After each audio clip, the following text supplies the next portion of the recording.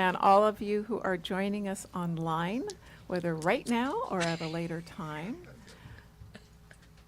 My name is Reverend Natasha Eckholm, and it is my joy and pleasure to welcome you here to our holiday service here at Ohm Center for Spiritual Living on this beautiful December 22nd day. And we're going to be talking about some beautiful things this morning. I'm thrilled to see all of you. We're going to get started with a song in just a sec when everybody has a chance to find a seat. Nice to see Reverend Jerry here this morning and Reverend Sherry. We have a whole house full of ministers here. That's awesome. And Reverend Suzette is here too. She's just hiding out in the back getting some things ready, but we'll see her in just a few minutes. Okay. So we are going to be talking about the incredible light of being in just a few minutes, but before we get started with that, I want to welcome our musical artist, Lucille Park, to take us away with our opening song. Great to be here. Okay, so if you are able to and would like to, let's stand and do our congregational song, Jingle Bells. And the last verse has some cool different words that Sylvia did. All righty, here we go. Okay. If you need the word, yeah, they're right there.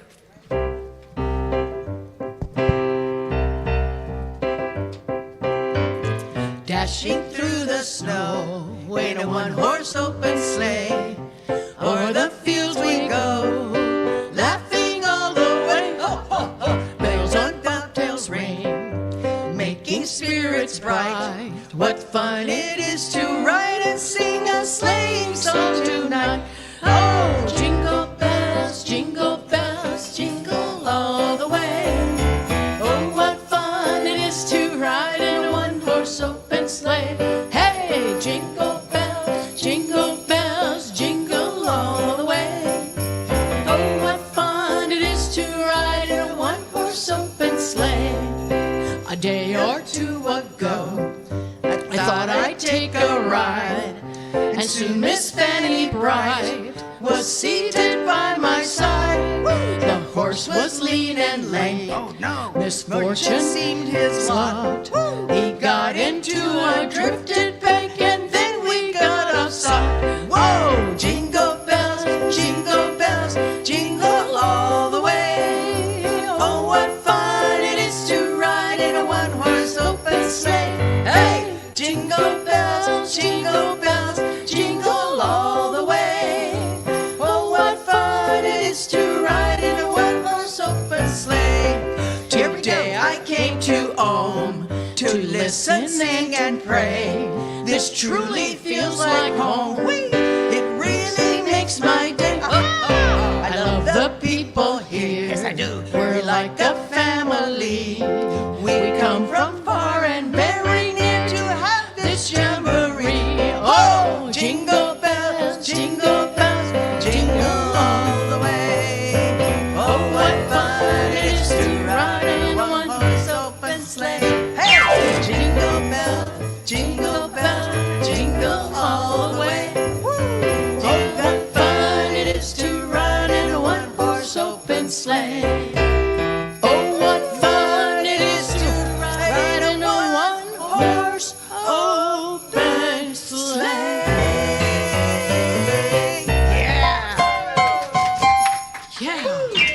Lucille and Sylvia and Victoria. That was awesome. And now I invite you to, we're going to move into our meditation, and our practitioner, Sylvia, is going to guide us.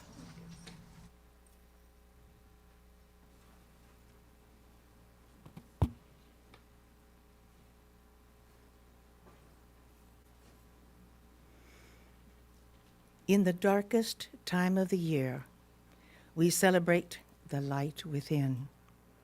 Christmas is about celebrating and honoring the Christ presence within all of us.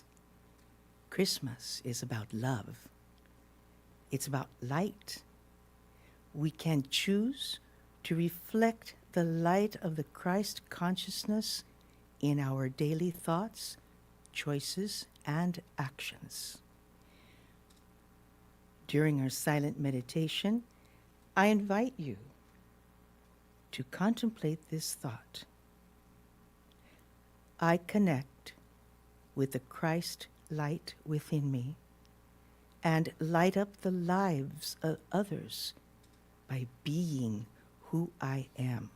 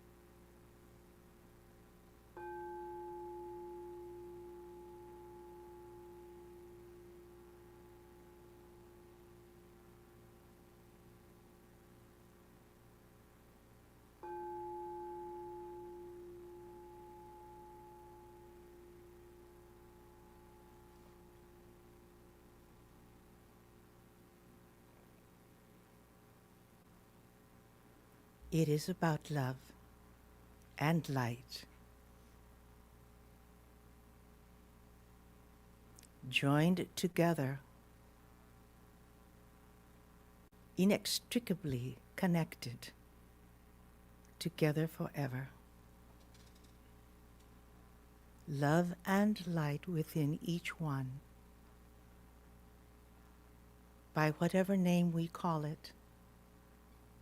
This combination of goodness and delight joy, peace, harmony. I say God, Divine Spirit, the oneness. And because it is such a beautiful, perfect combination for our souls, minds, and hearts to thrive within that love and light, I call it good. I give thanks for this immeasurable joy that rises up within each being here in Om and beyond and everywhere around the world and throughout the universe. I give thanks for the music that delights us. I give thanks for the technology that allows our connection to go beyond our human abilities. I give thanks for our hearts, which do connection so beautifully, with or without technology. I give thanks for the words that are to be delivered today by our beloved minister. This season is a season of joy, a season of remembering who and why we are here.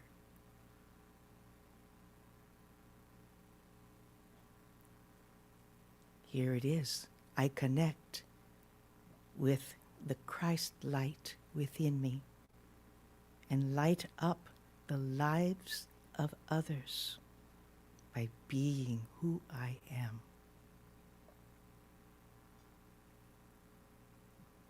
I call it good and very good.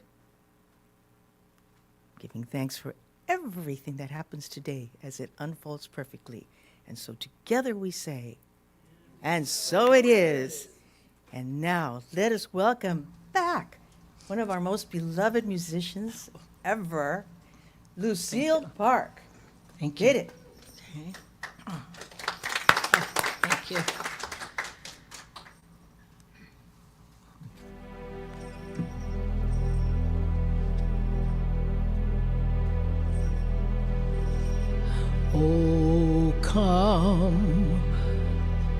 Oh come, Emmanuel,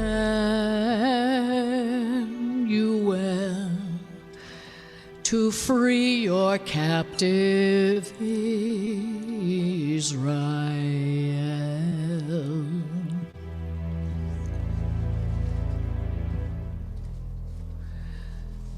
That mourns in lonely exile here.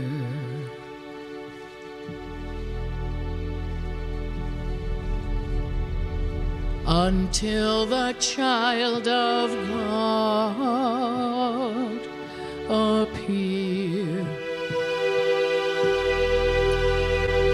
Rejoice,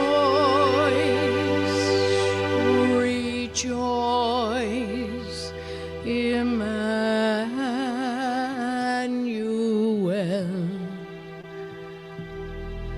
shall come to thee, O Israel.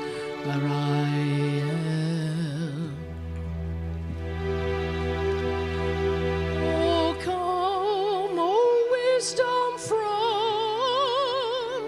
on high, who ordered all things mightily,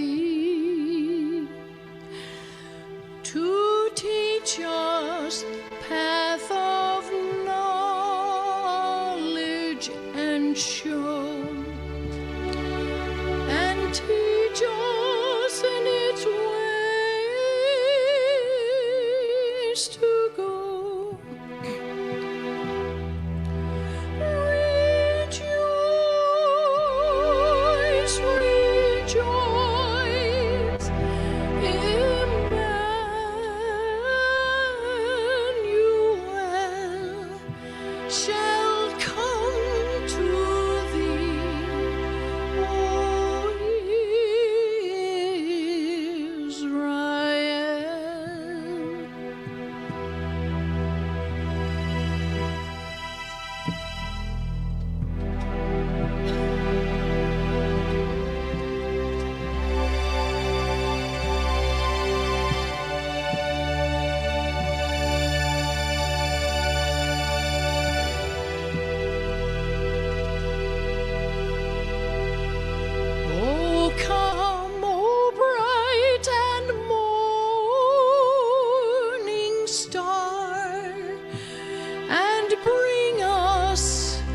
comfort from afar, dispel the shadows of the night, and turn our darkness into light.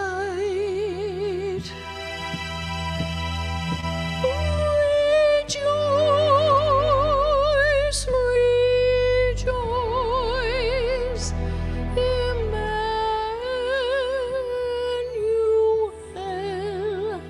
shall come to thee, O Israel.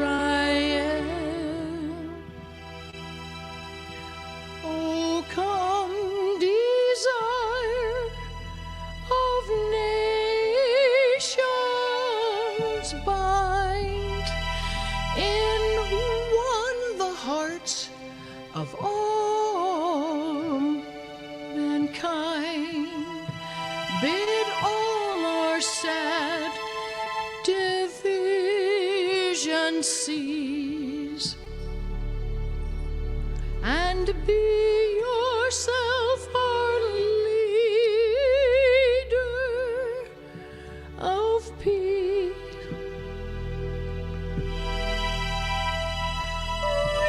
Rejoice, rejoice, Emmanuel shall come to thee, O Israel.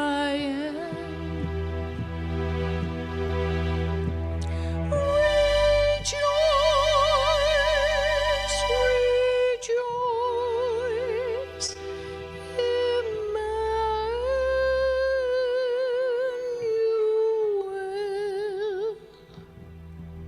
shall come to thee, O Israel.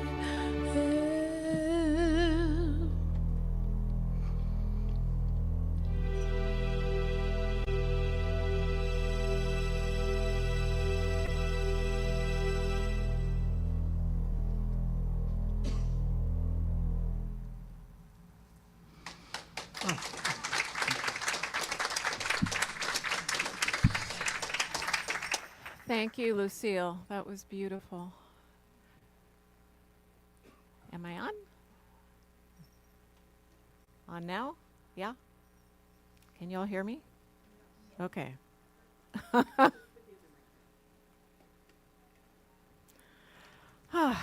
Wow. It's hard to follow something so powerful and beautiful, isn't it? So let's just take a big deep breath in and release it. And just take a moment to recognize just the blessing of this beautiful expression and how it has touched us.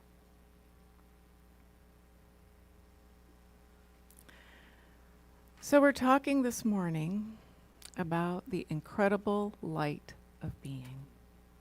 And I wanted to start out by sharing with you this image, which I took at sunrise on the winter solstice last year. And that was taken from top of a hill in Encinitas, so kind of looking south and west.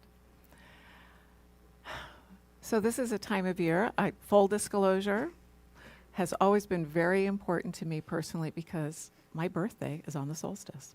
So my birthday was yesterday. Now I have to say, as a child, I did not appreciate this. Everybody's always so busy with Christmas. I had great resentment about this. My siblings, with birthdays at other times of year, got their attention. And it took me a while, to grow up and to be able to recognize the blessing of having a birthday on a day that has very powerful symbolism for us as human beings, right?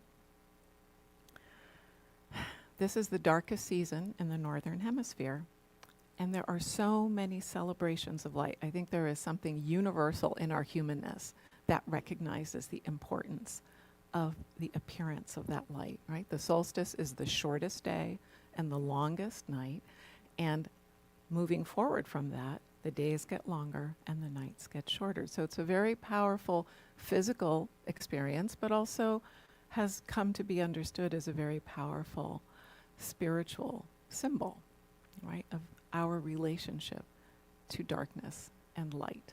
And here's the thing. You can't have one without the other, right? So darkness is actually really important part of this. And sometimes in our culture, right, and not only in Western culture and other cultures, there's sometimes a tendency to kind of identify this opposition as good and bad, right? Good and evil. Darkness is bad, light is good.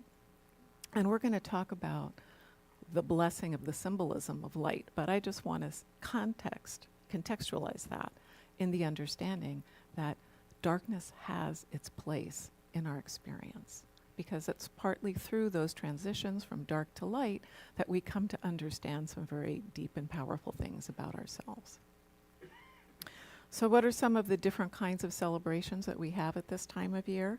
Well, December 8th marks Bodhi Day, which celebrates the enlightenment of the Buddha in much of the Buddhist world. The Wiccan tradition of Yule was celebrated on the solstice, December 21st, and remembers the return of light. Christmas, of course, starts on December 25th. Of course, we'll admit we don't really know when Jesus was born, but it's really great that we have a date that we've identified for that, right?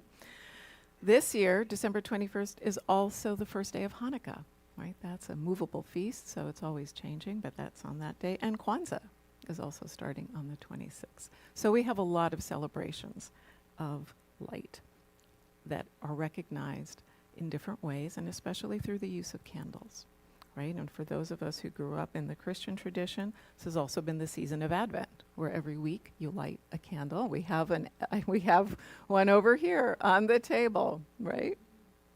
Reverend Suzette's lighting them up because we're now in the last week of Advent, right? I think so. Aren't we there? Yeah, yeah, yeah.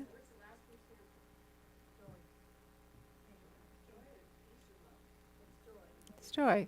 Yes, we're celebrating the arrival, right? We're celebrating the arrival of Christ.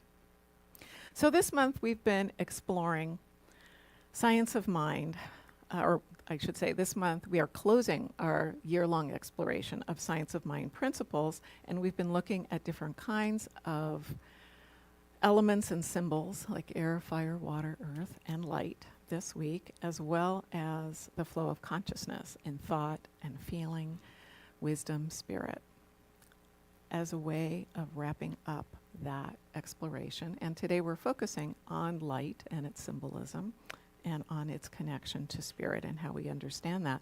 So light has long symbolized spirit, right, or divine nature. Thomas Troward calls it the third main aspect of God. It symbolizes intelligence, the ability to see clearly. Sylvia, can you help Mary there? There you go. Yay. Ernest Holmes, our founder of Science of Mind, tells us that faith will light the place in which we find ourselves. And by the light of that faith, we will see that all is good. He says light has the power to overcome darkness, not by combating it, but simply by being what it is, the light. As Sylvia acknowledged in her prayer this morning, as we recognize that ever-present light within us and let it shine, our life becomes brighter, and as we light up within ourselves, we become a light to others. So it's so lovely to see all of you here and see how your light is lighting up the room for all of us who are here together. And here's the thing, we don't have to fight to express this light. We don't have to fix ourselves. We just have to be. It's already there, right? We don't have to find it somewhere else.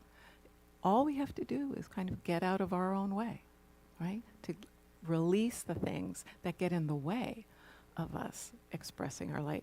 Does anybody here feel like they have things that get in the way sometimes of being that light? Okay, yeah, me too. So today is an invitation not to criticize yourself, but simply to allow, right? If you're recognizing that, an invitation to simply release. And in that moment, maybe as moving forward, that happens again, it's okay. I do something sometimes when I'm tense and I don't realize it. I find that my shoulders are up by my ears. I don't know if anybody else experiences that. And I have learned that all that I need to do when I recognize that is to go, oh, okay, let go, release. And in the same way, when we notice that thing which is getting in the way of that divine within us, of that light within us expressing itself, all we need to do is take a breath in and let go. And the more that we practice that letting go, the easier it becomes for it to just happen on its own. I will say I still do this sometimes, but I find that I do it less now that I remember to do that. So since prehistoric times, the finding and celebrating of light in the darkest of times has inspired humans. Ernest Holmes says, if one will have faith in themselves, faith in their fellow people, in the universe, and in God, that faith will light the place in which we find ourselves. And by the light of this faith, we will be able to see that all is good. And the light shed by this faith will light the way for others.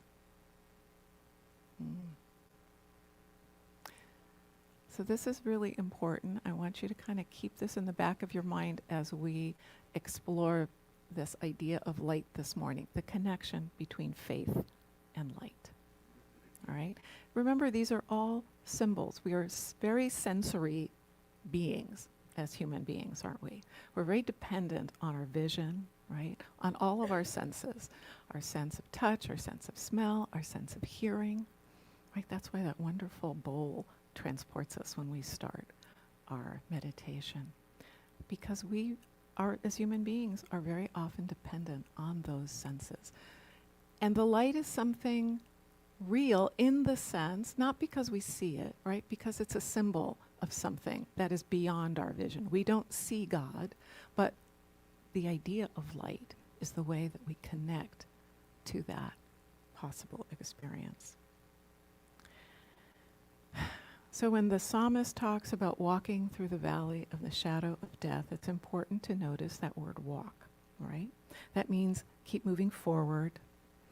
Don't set up, as was suggested, a 4-star hotel dedicated to darkness and misery. You keep going, right? We all have, like the earth itself, times of darkness, times of difficulty and struggle, but the sun always rises in the morning, doesn't it? And that's part of our invitation to consider that possibility of what do we see and how we don't always have to see it, right? We can know it, something moving forward. Nobody wants to have those difficult experiences. And yet it seems to be that it is the nature of life that that's how we learn, right? Or at least so far as I have understood it, that is how we've been learning since we arrived. In whatever mechanism you believe that we arrived on the planet, we've had to go through this. And perhaps there will be a time in the future when we don't, but right now, that is the nature of our learning. The Taoists view the energy, right, of life as being paired, yin and yang, and it's both light and dark. It takes both to create the world. So this darkness isn't something to fear, but it is something simply to recognize as part of that human experience. So like plants that store light, we remember that that light is always within us, right? We are never separated from it because we are it. So in our teaching, we do not believe that there's a separation between us as human beings and God somewhere else. That's something really fundamentally different, right? We believe that God and we are one. Whether or not you recognize it, acknowledge it, understand it, perceive it, it is simply so. That is our teaching. And so the nature of our spiritual journey as we understand it is to bring that into our awareness and allow it to express itself through us, right? Ernest Holmes goes on to say, we become conscious of darkness only when we are without faith. For faith is the ever light of our day and the light of our way, making the way clearly visible to us, even when to all others it may be beset with obstacles, when the going gets rough. So this association of light and mystical experience, spiritual experience, is well known, and we can think, for those who grew up in the Christian tradition, we can think of a lot of stories of saints who had miraculous spiritual experiences where light appeared, right? That divine light. And we use light in holy places. We don't have any lit candles here, but in many churches we do. And of course we use electric ones now, but that symbolizes that light, right? In temples, churches, mosques, and synagogues, in many traditions, we keep a eternal candle burning, right? As a reminder, because that's part of our humanness too, isn't it? We need reminders, right? It just really helps us. And as we were just talking, Advent uses candles also, which we just tried, though there's supposed to be 5, I think, but we've got 4 today anyway. All right. And that light is a symbol simply of the light within us, right? We too have an eternal flame always burning in us. I don't know if any of you ever imagined that experience of light within you, or have had an experience of it outside. But it is this light of spirit, of the Christ consciousness, of Buddha nature, right? Which is what connects us together in this infinite experience of ourselves as divine beings. That light is within us, but within that kind of darkness, again, using these terms symbolically, we don't always recognize it, right? That light is there. We're distracted by life. I don't know if you've had that experience where you're so busy with everything going on, you don't notice what is right in front of you. Yeah, me too. So, how does this connect to our teaching? We've talked a little bit about some of the insights that Ernest Holmes shared with us about the nature of light and faith. And I just want to emphasize that by reminding us of one of our founding principles, right? That we believe in the unity of all life, and that the highest God and the innermost God is one God. We believe that God is personal to all who feel this indwelling presence. So that's really part of our work, isn't it? To feel the indwelling presence. To feel it in every heartbeat, in every breath, in every step.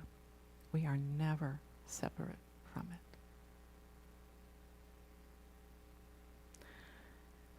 it. This light that we talk about is really kind of that totality of reality, isn't it? That totality of truth, of the all-in-one. That light is the foundation of your very self, your source, your reality, your essence. And when I say your, I mean both the small y, your, the individual your, but also the big your, right? The big Y, because we are both of those all the time, right? And, I think it can be challenging when I'm annoyed with my husband. I'm not thinking about him as the big Y, right? Except he is, always, as you are, as all of us are. And that is part of our invitation in this season, is to remember that. Of course, we should be remembering it all the time. But as human beings, we like to, right, mark different times for remembering different things. So yes, there is no place anywhere that God is not. God is everything that we are, and it is everything that we experience, right? So that metaphorical light is also always, always present. When I was a little girl, I had an experience of light. I had no idea what it was. I didn't know what it meant. I used to go into a little space. There was a hedge of lilacs next to my house. There were double row. So when you went inside it, because of course you could fit in there as a kid, right? You were in this wonderful kind of green bower. And one day, when I was 8, I had one of those numinous experiences that people talk about, where I felt like I was surrounded by light inside the lilac hedge. I had no idea what that meant. And I did not grow up in a religious family, so it wasn't even something that I could ask anybody about. It was just a mystery, right? And over the years, mostly in nature, I would have these experiences. And I have come to appreciate and be grateful for them. And here's the thing, I don't think God just appeared to me then, but was never around any other time. I just think that in that moment, I was able to have an awareness of that light which is always there. And I think that is available to us. And please understand, I'm not suggesting this is a competition, or that somehow you're not doing something right if you're not having those kinds of experiences, right? That it's not about that at all. And you may be having them in different ways. It may be sound. It may be through some other sense. It may be simply in a feeling of peace, because feeling is very much at the heart of that too. How you feel. That's what I remember about that experience, not what it looked like. I remember what it felt like, right? So we've talked about this idea that there's a connection between this symbolism or metaphor of light and faith, right? What is the nature of faith? What is faith? It is that firm belief in something in which there is no proof, right? Despite our very intense efforts as human beings, so far, nobody's really come up with a proof of God, right? We have to take that on faith. We have to believe it despite the absence of proof, right? In the Bible, in Hebrews, it says, faith is the assurance of things hoped for and the evidence of things not seen. Howard Thurman, so wonderful mystic, visionary, and teacher, said, to continue one's journey in the darkness of life with one's footsteps guided by the illumination of remembered radiance is to know the courage of a peculiar kind, the courage to demand that light continue to be light even in the darkness.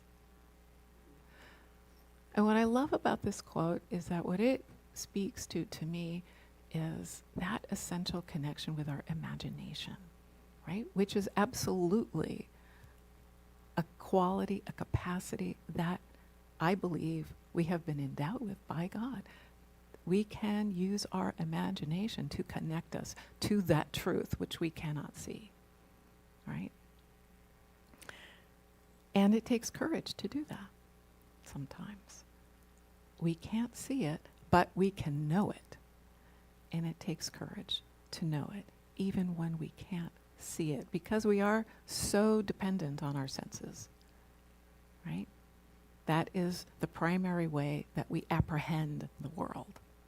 And yet there is more than we can sense, right? We all know that we only see a particular sort of bandwidth of light, right? We only hear a particular bandwidth of sound, right? There's all kinds of sound that other animals can hear that we do not, right? And it still exists. We know it. We've developed machines that can measure it, right? But we can't hear it. And the same goes for our vision and our other senses.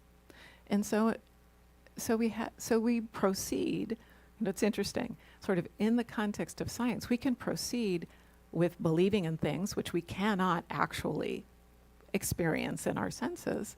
But this is the same kind of idea, right? That there is another dimension of reality and truth that we cannot perceive through our senses, but is true. That is what we affirm, that it is the truth. It is that reality.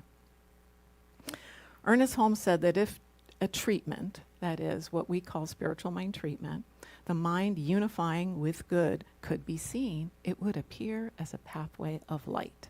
So that was a metaphor that was meaningful to him, right?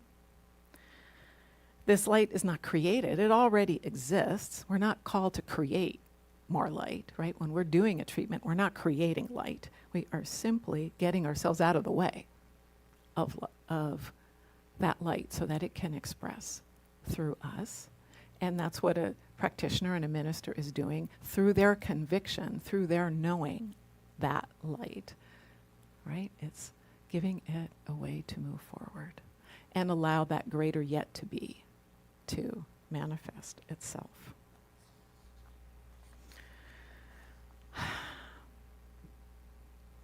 I heard an interesting story recently. It was about a woman who was having vision problems. And she learned eventually that she had a condition that caused blindness. And naturally, she was really dismayed and discouraged to find out about this. And she struggled to cope with the impacts on her life of losing her vision, both in terms of her daily life, but also of her faith. You know, wondered, why is this happening to me?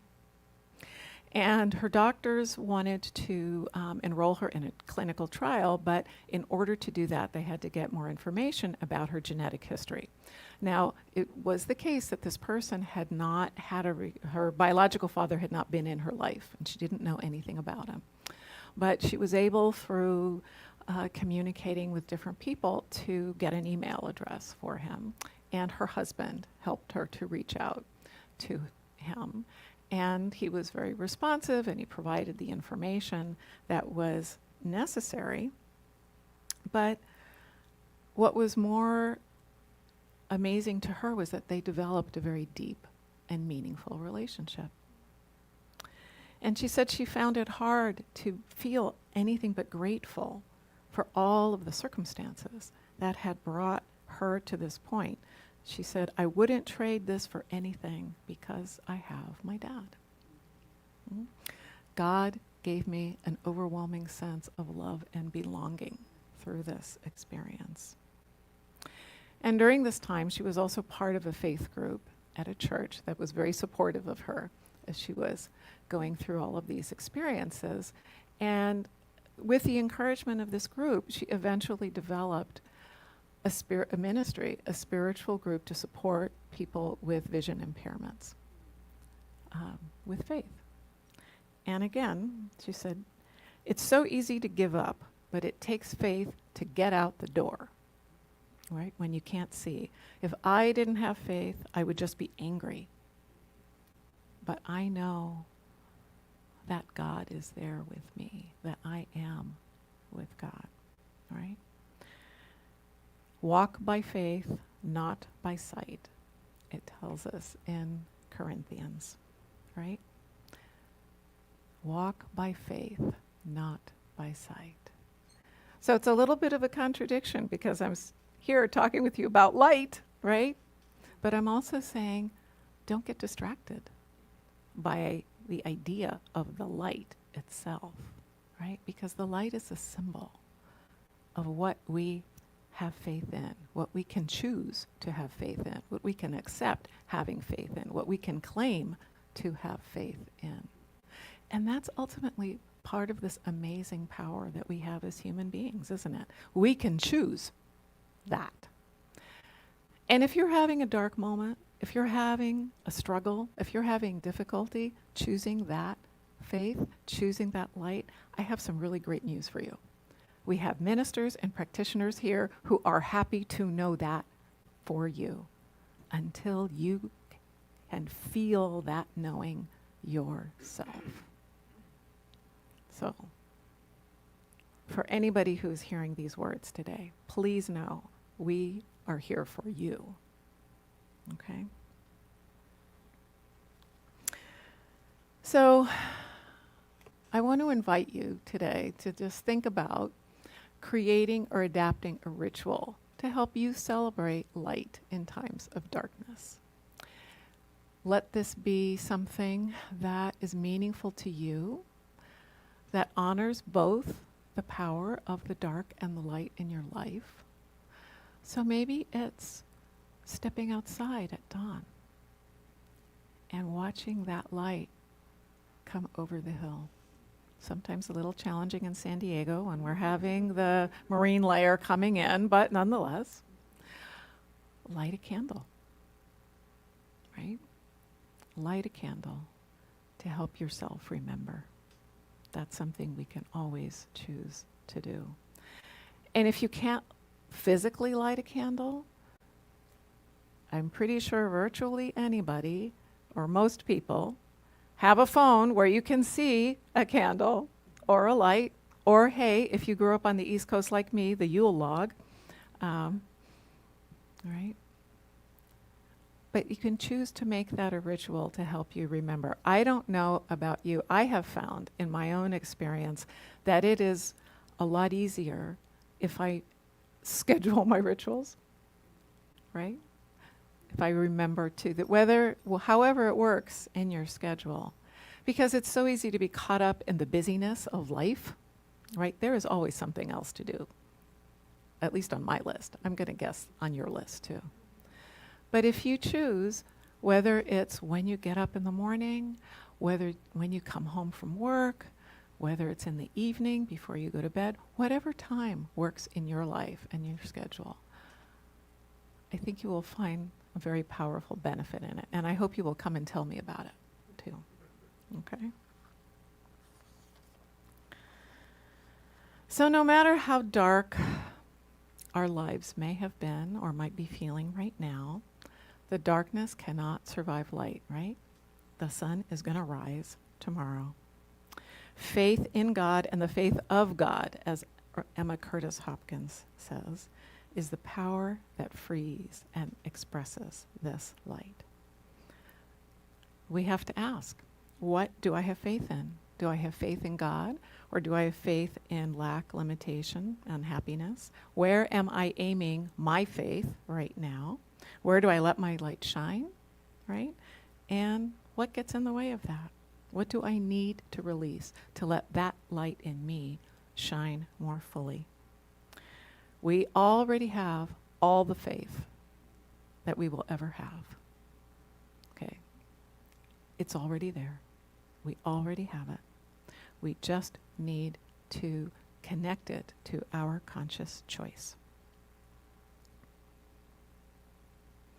Jesus tells us in Matthew 6:22 that the eye is the lamp or the light of the body. If therefore your eye be bright, your whole body is also lighted.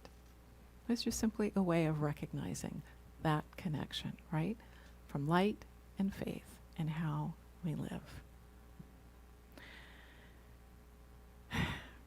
It is in letting go of this idea of ourselves as small individual human beings trying to understand God to recognizing that we are already God individualized, right? This is the heart of our teaching. We are already God individualized. That light is already here, already shining through. So during this season of light, let your light shine. Let all that gets in the way, let any tendency to focus on the dark fall away with this old season and celebrate the new. Okay. So I want you to join me in an affirmation. I want to invite you all to stand. Okay. All right, so we'll do it the three ways, right? Softly, emphatically, and then shouting it to the heavens. All right. I am the light embodied. I radiate light as I walk in faith. I am the light embodied. I radiate light as I walk in faith. I am the light embodied. I radiate light as I walk in faith. Namaste. Thank you. Okay. I'm going to put you on hold for a minute. You know, we can talk about faith and we can talk about light. And I was just thinking, I would like you to take 30 seconds to think about something you absolutely love. Something you really love. I'm going to have them do a little process.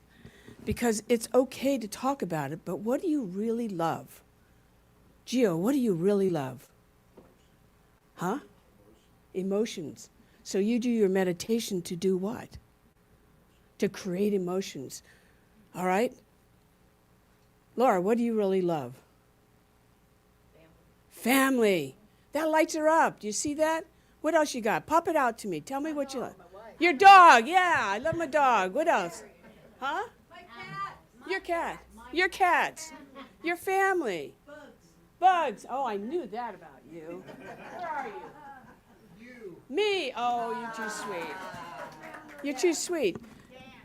Because it's, to be the light, we have to remember the light. That's what Natasha's saying. You have to feel it inside. So maybe your ritual in the morning isn't just lighting a candle, but remember why you lit that candle. You lit it so that you can light yourself up. So what can you do in the world? What do I say? Give it away. That's what's important about this. So this is, not only are you radiating in faith, it's not just yourself, but you're radiating for other people. Today is going to be a special day, whether you realize it or not. We have so much activity going on. I'm like, Suzette, how are you going to do all that? But today, you're not only going to give each other fun gifts, you're going to get another gift because Santa's coming, and you're going to give a gift away. Because you can take all we can get, take and take and take and take. But the truth is, when we give it away, that's when we really feel God. Do you really get me?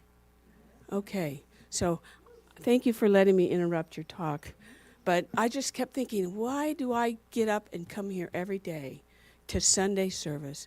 I come here because I love you. That's what lights me up. And watching you grow and embody this and then taking someone's life and saying, I'm here for you, right? I'm here for you. So thanks for being here today. We have a lot more to do. Okay, I'll shut up.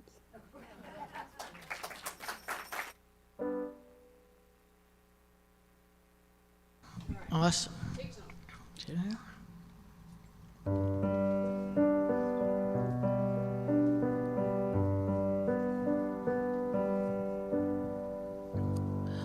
Oh, holy night, the stars are brightly shining.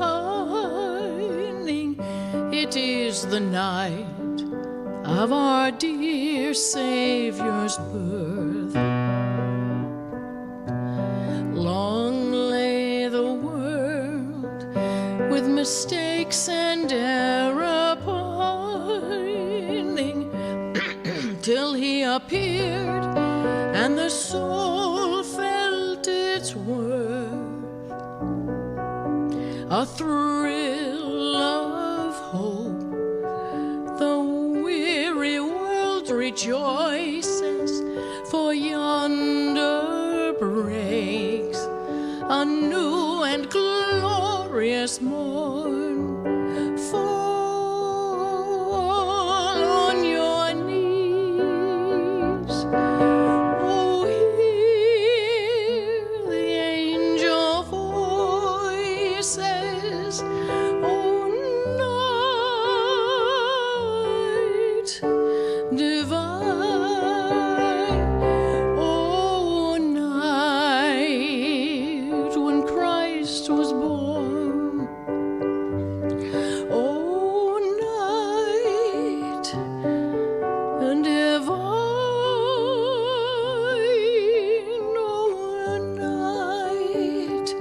oh, night divine. Fall on your knees, oh, hear the angel voices, oh, night divine, oh, night when Christ was born, oh, night divine, oh, night, oh, night divine.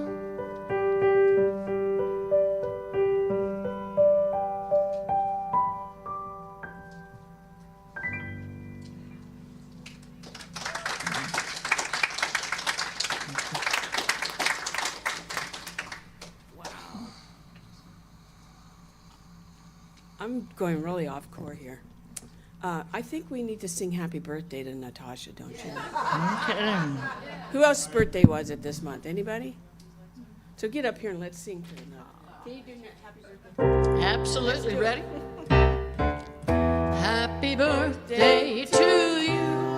Happy birthday to you. Happy birthday, dear. Happy birthday to you.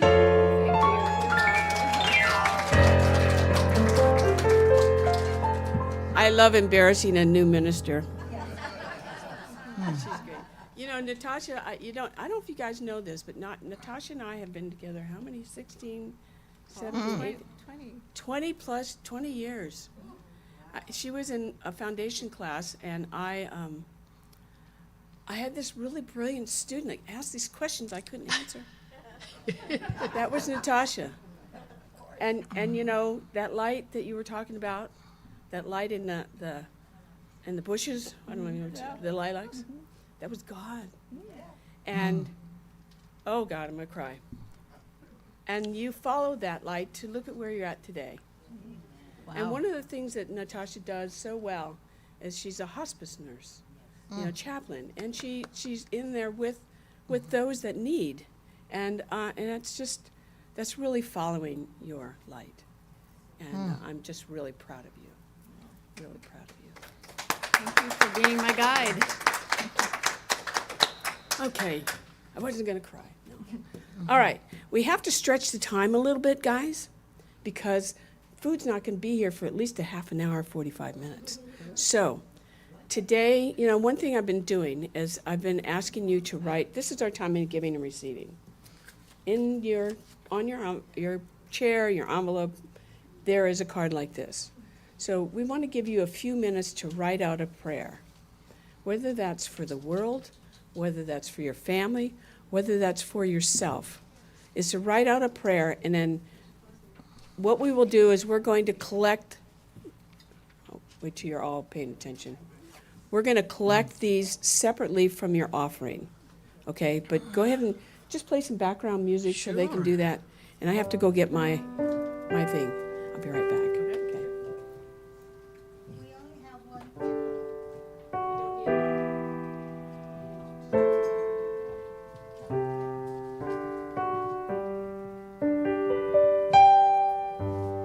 Okay, looks like everybody's getting their cards, but if for some reason you don't have one nearby, just raise your hand so the Victoria can get you one.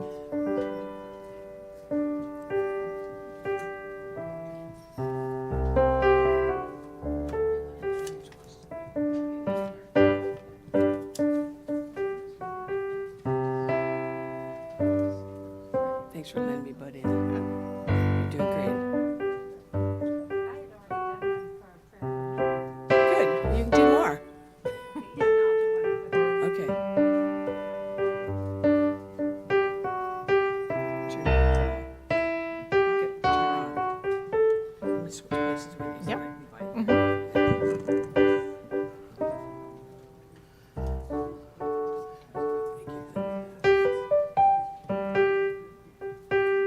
So this is a little different than you've probably done before. So we're just going to collect today at this moment just your prayer request. Everybody understand that?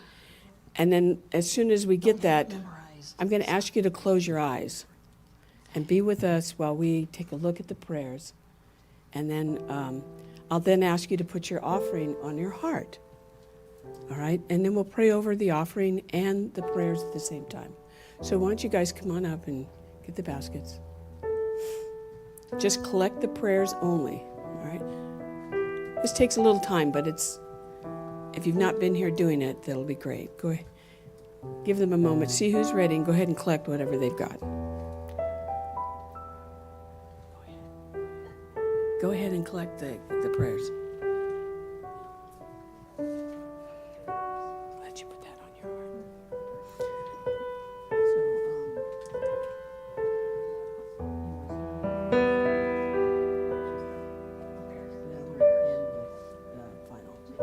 After you've done your prayers, I'll end with, okay. So go back and forth. Okay, just the prayers. We have some right here. There's a couple more coming. Okay, you take those. You can stand up there and hold that.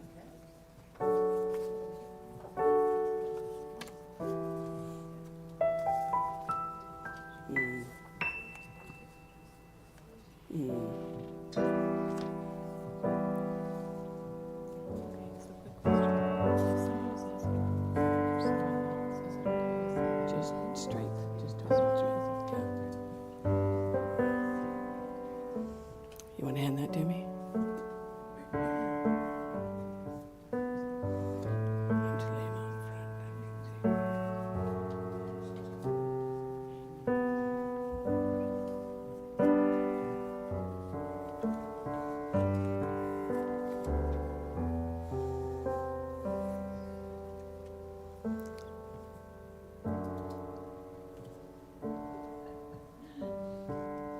Okay, do we have any more prayers? Okay. You're giving me a paragraph. You gave me 2 sides? Oh, I better look. Here, this gentleman in the back. Thank you. That's my sister's grandson. Oh, cool. Introduce me to him. Thank you. Thank you. Okay, we're keeping a look. Yeah. I need more. I need more here.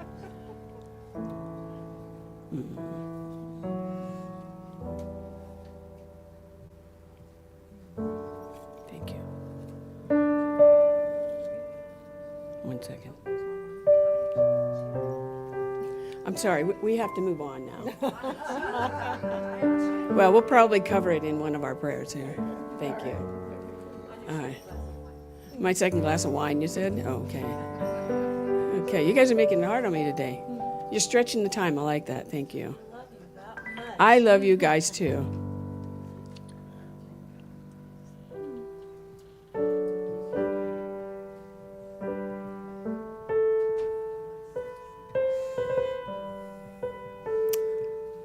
I may get a little emotional today, so you like that. All right, so let's now closing your eyes and putting your offering on your hearts. Whatever that may be. It may be just the prayer you gave us today. And let us know.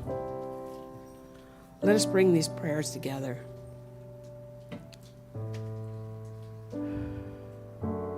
Let us know at this very moment, this sacred moment of praying for each other and for the light that's around us, for the light that's in this room, that it is the one Spirit, one infinite presence that we call God. We call it the One. We call it the I Am. We call it Mother, Father, God. Whatever word you use to connect to that higher source is your word, and that is your word to hold. Maybe it's Spirit, Yahweh, that which is all perfect and profound. And so as I say my part for these prayers, here's what I know. I know that Spirit moves in every one of these prayers. There is no place where God is not in the middle of it all. I know, beyond a shadow of a doubt, that there is radiant health coming. There is the new job coming. There is the love within the family is coming. There is peace and order. There's order and love in the world, and that we're never separated from that. I know that all of us are working together to create that. I know that if one is looking for a new partner, looking for that love of life, that life is here now. It has always been here. And it's about us saying yes to what God brings to our heart, with clarity, with conviction, and a knowingness. I'm knowing also that there is faith within each of us that goes beyond, as Natasha said, beyond the expectation, but to know that that faith is already there, pinpointing within us and showing us every single moment our truth, our heart, our love, our excitement, and our light. And that is what I know There's no doubt about that. I'm knowing that if there's anyone moving in around during this time of holiday, which may be kind of confusing, that there is a settledness that sits within them to know that that perfect home, that perfect place is there, right here, right now, and that all is good. There's so much good surrounding us that if we just look, it jumps out at us, and we go, yes. And I now pass the light back to Natasha. In this moment, I know, and I invite you to join me in knowing strength and health for all who need it. I invite you to join me in knowing that deep gratitude for this community of Om, for the support that we have with each other and for our world. To know and be aware of all of the impediments to the light, so that that light flows freely through us, as us, into the world.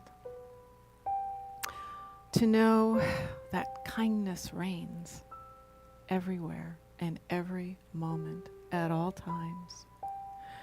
To know peace, understanding, and wholeness for all who are making a transition to whatever it is that comes next, knowing that they are not only surrounded and folded and uplifted by that divine love, they are that divine love returning home to its source.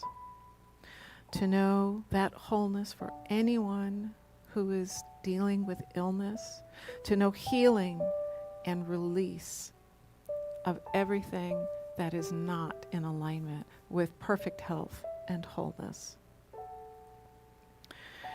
And to know that on this beautiful day, that our country unites in love and joy and harmony, that we are the light of the world, that we are equal, loving people wanting the best for one another. We are light and we are united. So I end this prayer, praying not only for our country, but for the world and for the children everywhere, knowing that they are loved, they are beyond our expectations, and that through them and through all of us, we bring peace to this world, here and now. And now I pray for the offering, knowing that it is the offering from our heart, the offering that grows this community, the offering that grows us individually, and the offering that says, as you give, you get back. And I say every single week, you don't get a little, you get a lot, because God only says yes to you, here and now. And for that, I am grateful. And I release these words now into the infinite law of good, of peace, of order, of balance, and of love, knowing that that's where we stand today. And so join me in saying, and so it is. And we will let you collect. Thank you. Thank you, everyone. Now, I want to also say these prayers will go to our practitioners and our ministers, and we will continue to pray on these during the week. So do you guys like doing this? I hope you do. Came by, the Wisdom Council suggested, and it has become very special. So thank you. Thank you. Okay. We have chicken coming at 11:30, guys. So. But there are cookies. Oh, but there are cookies. Eat your dessert beforehand. Fresh candy, okay. All right. So anyway, we do have a few minutes, but we're going to do our affirmation, and then we'll sing Let There Be Peace on Earth. I think that's really important today. And so I'm going to ask you to join. Grab a hand. You want some Christmas carols? We want Let There Be Peace on Earth. In a minute. Well, we could do that later, too. I don't know. I don't know. When are we doing those? We're doing those later, too. Okay. Let's do our affirmation first. Oh, sorry about that. It's okay. It's all right. Now, why do we say this affirmation? See, I'm stretching time. Why do we do this? Because you created it and it's awesome. And why is it awesome? You're affirming it, yeah. It's about you. So this is about you. God gave it to me to give to you. It says, yeah, I'm giving it away every week. All right, let's say it together. Ready? I am an expression of God, Born into the richness and abundance of the indwelling presence. Today I walk upon my world, consciously creating my oneness within and around me. And so it is. Amen. hit it.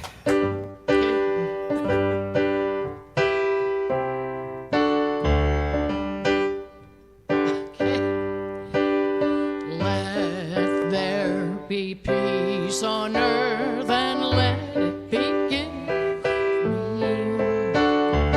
Let there be peace on earth, peace what was meant to be, with God as our sober. Where's all are we?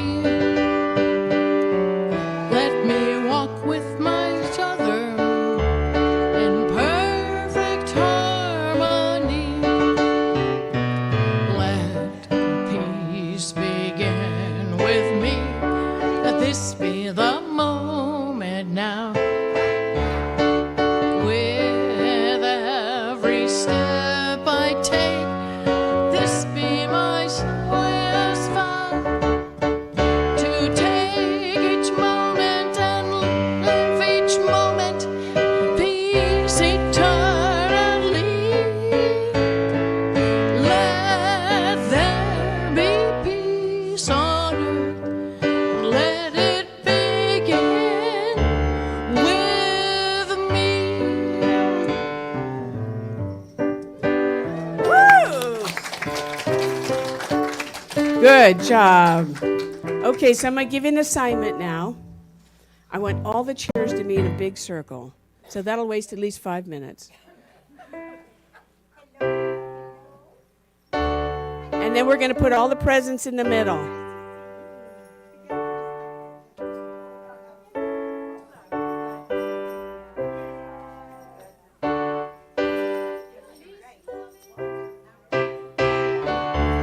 Feliz Navidad,